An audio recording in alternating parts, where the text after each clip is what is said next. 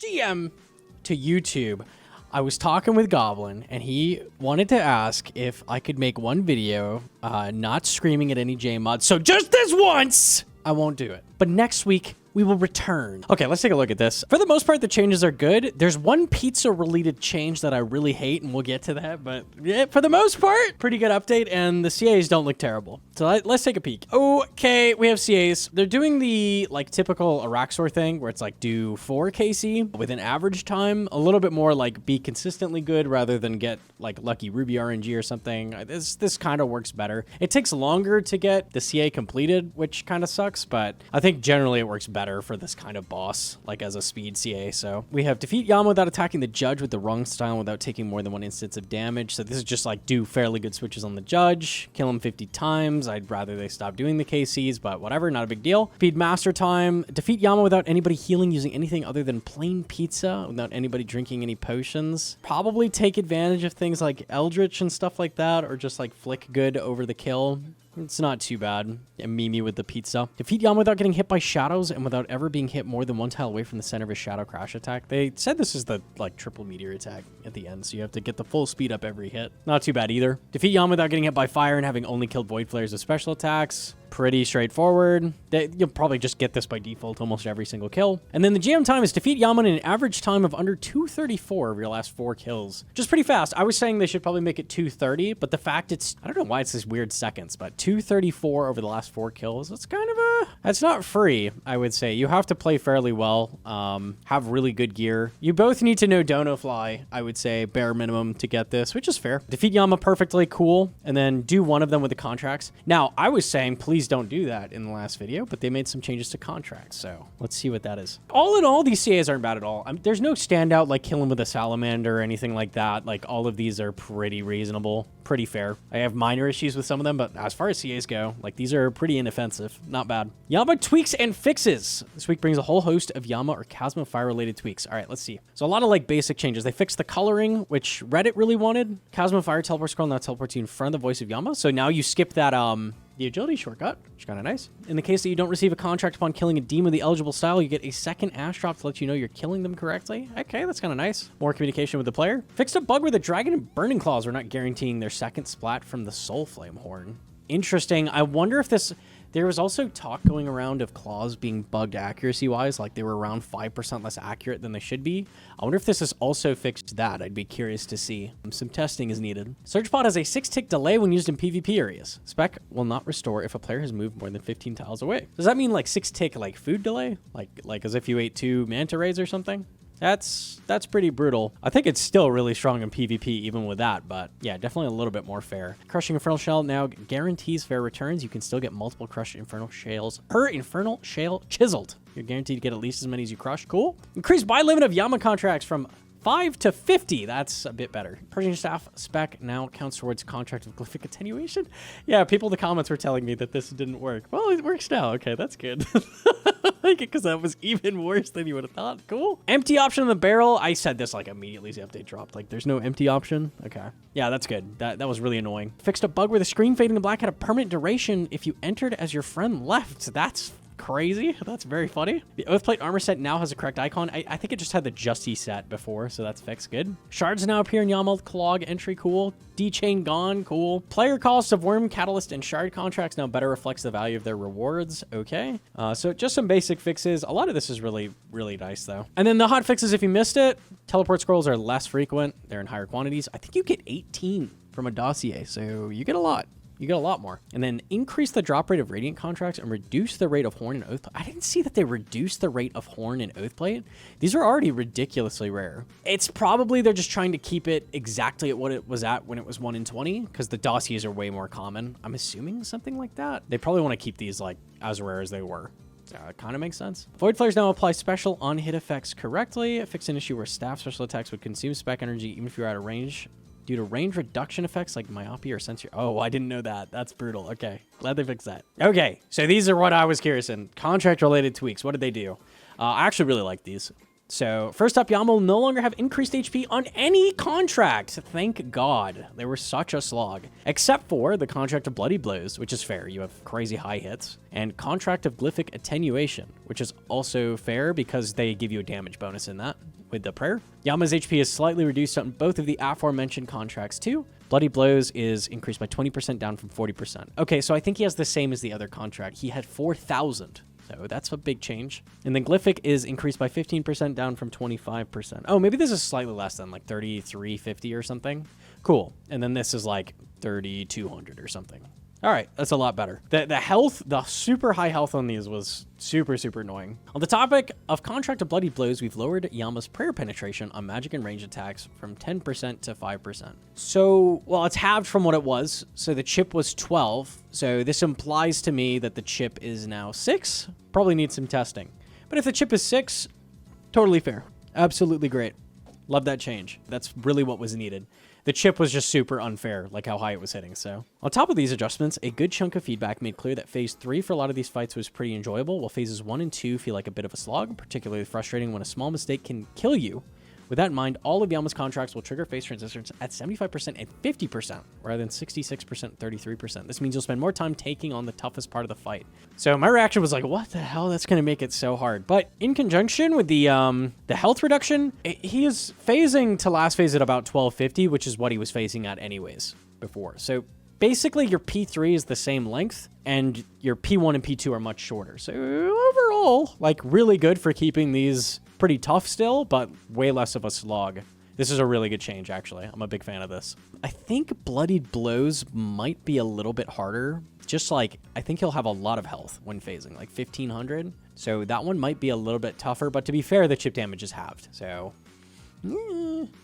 here's a few smaller changes we're making for the contract of Glyphic. Players with higher prayer bonus gain a damage increase. We've made this damage bonus larger at the higher thresholds. I was saying you barely felt this, so this is good to hear that they're increasing it. Like, this effect as a whole just felt like it had no impact on the fight whatsoever, so good that they're actually making it do something. We'll see if, like, boosting prayer bonus is super worth for the fight now. Not sure exactly how much, but Void Flares and duo contracts no longer always spawn with 140 HP, making them easier to solo and occasionally more manageable in a duo. So I don't know what occasionally means. Does that mean like 1 in 5 or something are 70 health? Kind of a weird change. So you're like reacting when the Void Flares pop up and you're like, okay, I can spec this one because it's a little bit lower. Okay, interesting change. It's no longer possible to splash on Void Flares during Bloody Blows. Good.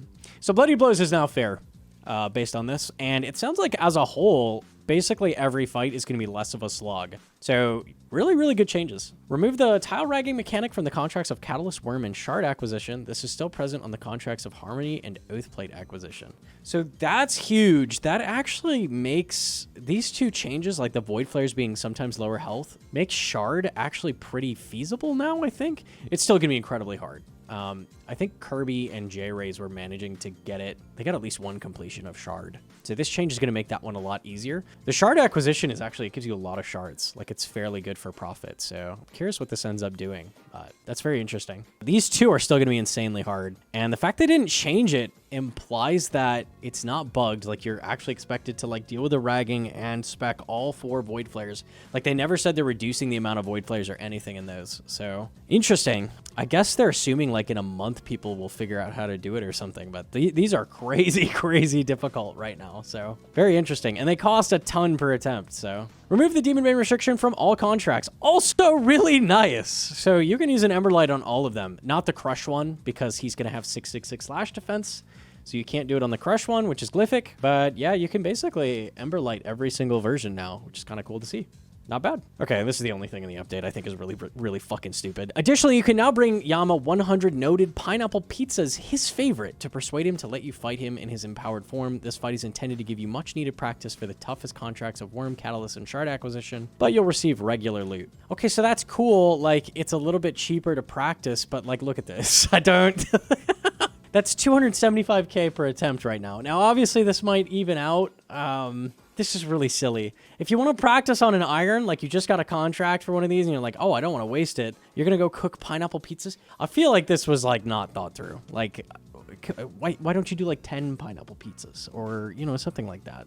You're not going to acquire this many pineapple pizzas killing the boss. So Like, this takes like 500 KC or something to get that many pizzas if you pick them all up. So you're probably going to have to go cooking them. I don't know. I don't know what they're thinking with this. Do we really need a pineapple pizza sink in the game? I don't really understand what they were thinking with this. Like, I actually think this is super unhinged, but okay. I don't mind a way to practice these. I would like that. Maybe make it a permanent unlock. I think they said on Reddit this is intended to be per attempt, so kind of crazy in that implementation. Like, maybe we can make it less. Maybe we can make it permanent. Actually, these changes do make these contracts easier than before, so we've compiled a list of the first among you to complete the purifying sigil to make sure these players who stepped up to the challenge, even when it seemed insurmountable, are remembered by the history books. Let's take a look. And I was 6th. Dude, I was 6th, bro. Who is Master and who's Boer Johannes? Who are these people? Bro, who? Fuck. I already changed the title. God damn it, man.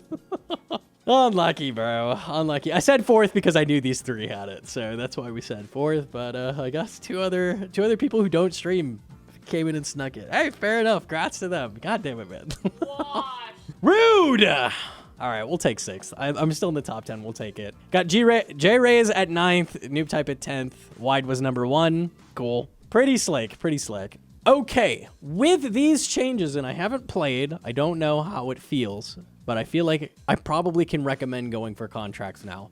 It's not super crazy expensive. They're all fair, and they seem like dramatically less of a slog. So if you were really wanting to, and you're like, man, that took the wind out of my sails based on the Gnomonkey video, maybe give it a shot now. Maybe give it a shot now. They seem a lot better. So that's good to hear. I wasn't sure what they would do. I was honestly expecting hot fixes to bloodied and that's it, but this change is great.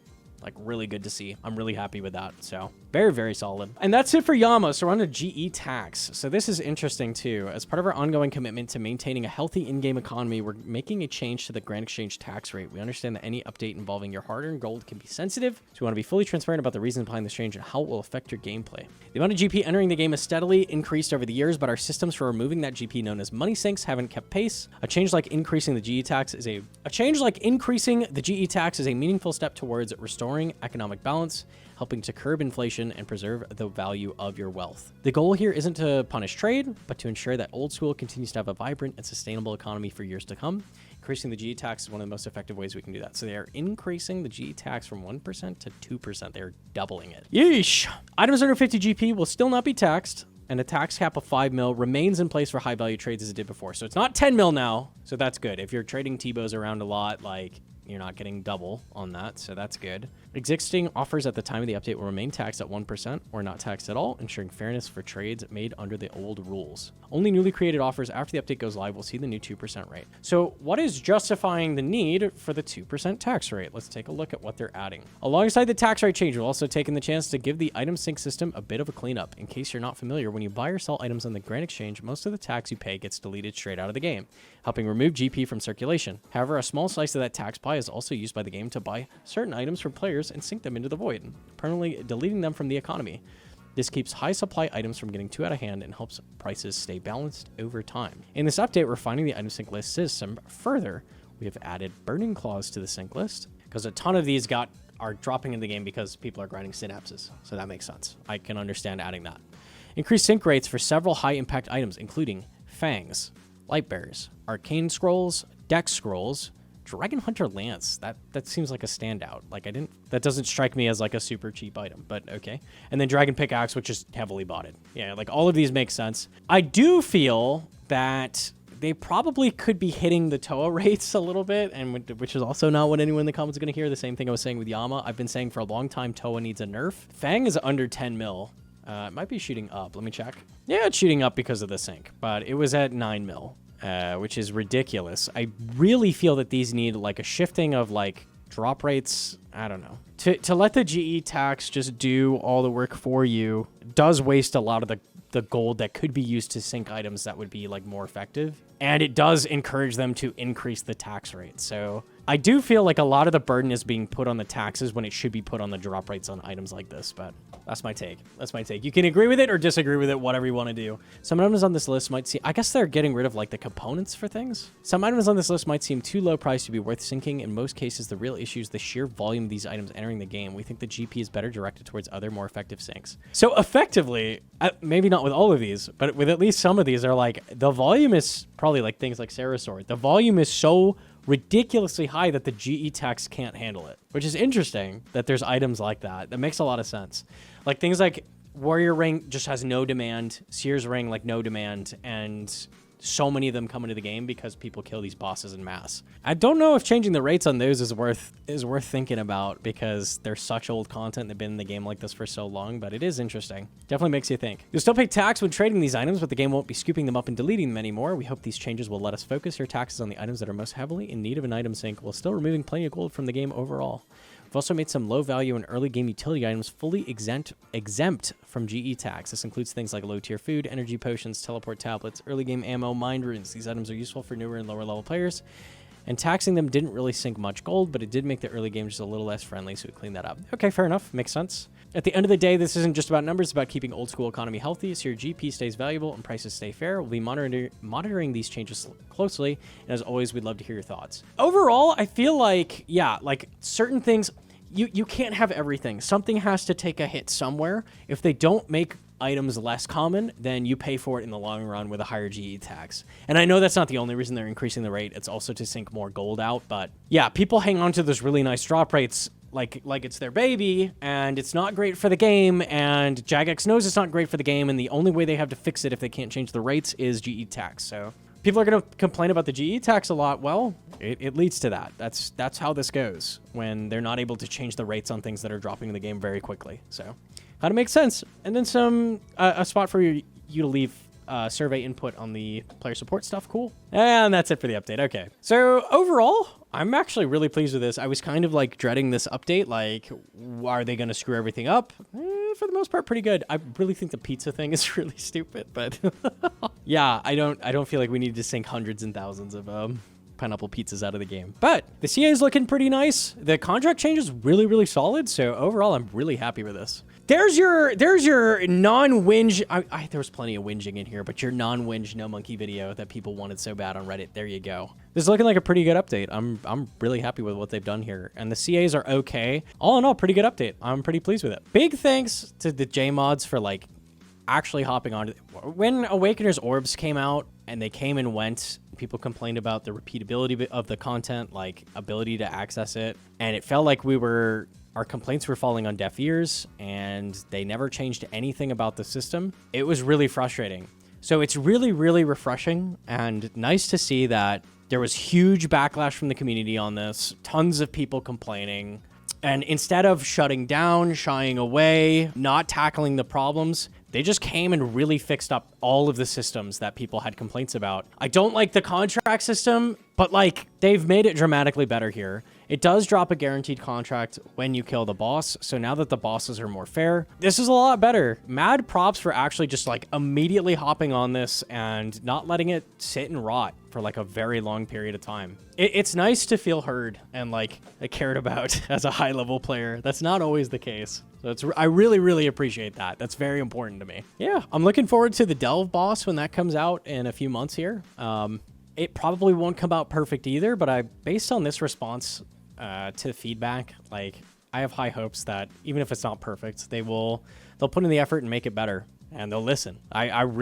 That's improved my my attitude for sure. I needed that. That's really, really nice. All right, that's enough positive Gnomonkey for one day. Leave a like if you liked it, and or subscribe. I'll see you later. Pew, pew, pew. Have a good night. Bye. Mwah!